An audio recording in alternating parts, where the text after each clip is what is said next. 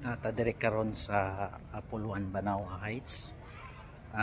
Atong i-check ang iyang latest updates sa construction. Okay, so ako saning i-clear ang ato ang screen, no, ato ang camera. Okay, nata karon dapit sa tunga-tunga sa center sa Tower 2, Tower 1 and Tower 3. So mo ni ang Tower 1. Yan, Tower 1 na siya. And at my back, Tower 2. Yan. And here sa other nga side, mo ni ang Tower 3. Kana Tower 3. Okay, so mo ni ang Apuluan Banawa. Okay, Tower 3. This is Tower 3, this is Tower 2, and this is Tower 1. Okay, sa atong front magla 2 kana vela to na siya. Okay,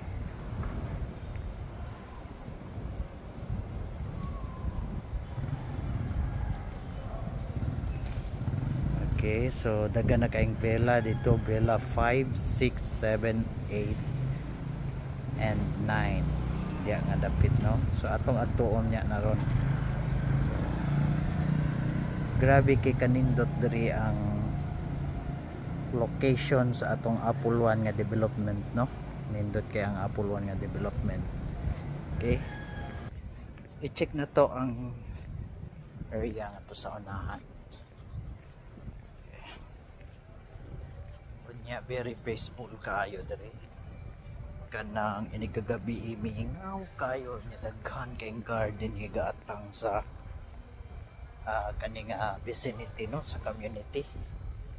Okay, kada tower and villas na ay guard. May guard.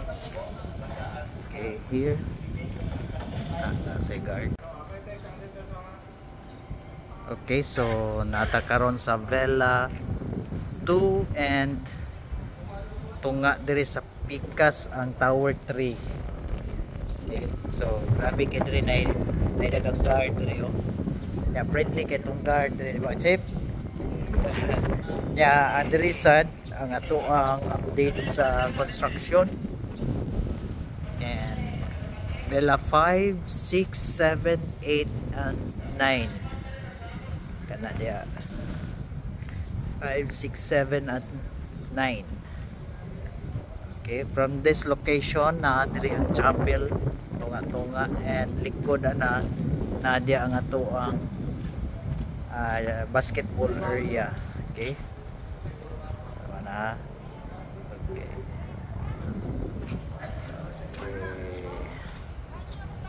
so mao ni ang update diri sa Apuluan. Daghan na kay nahuman nga villa, so almost na siya nga RFO ang units, no? And this is the most affordable condominium here in Cebu City, no? Duol na kay siya, very accessible. Pila lang ka minuto maabot na ka sa Puente Osmeña and hospitals, university. So dali ra gid kaayo ang imuhang pag-access diri sa Apuluan Banawa Heights. Okay, oh no.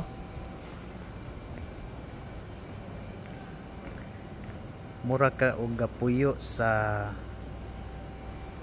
California. Okay, sama na. Okay. Okay.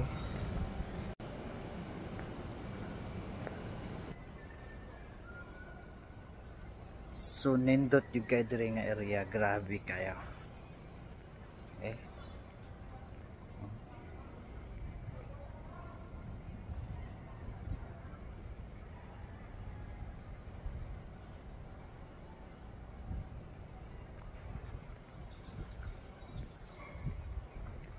Okay, kada tuyok nimo.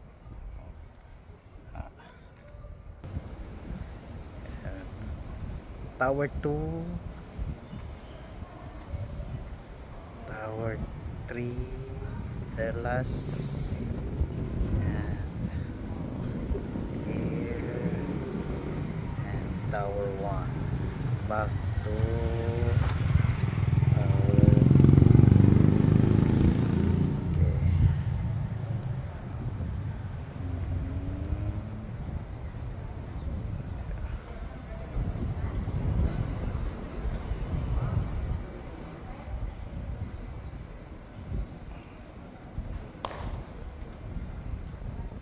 So daghan na kay na siya. Oh.